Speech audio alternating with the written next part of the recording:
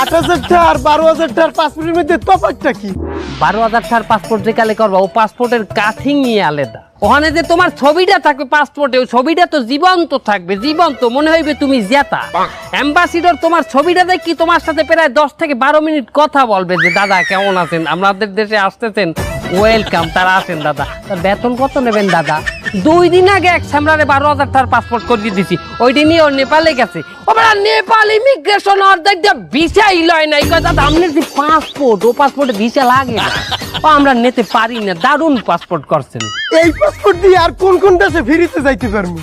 নেপাল, ভুটান, শ্রীলঙ্কা, টেকনাফ, তেঁতুলিয়া, পঞ্চগড়, এই 6টা দেশে তোর ভিসা লাগবে না। ঠিক আছে দাদা, তো এই শেষের 2টা দেশ ওই যে কি পঞ্চগড়, পঞ্চগড় কি চেনা চেনা লাগে, কোনখানে জানো? চেনা চেনাই তো লাগবে বাবা। পঞ্চগড় দেশটাই দিয়ে যে পাহাড়টা দেখা যায় পৃথিবীর সবচেয়ে বড় 3 নাম্বার পাহাড়, নাম শোনো নাই? কাঞ্চন জাঙ্গিয়া। কাঞ্চন জাঙ্গিয়া?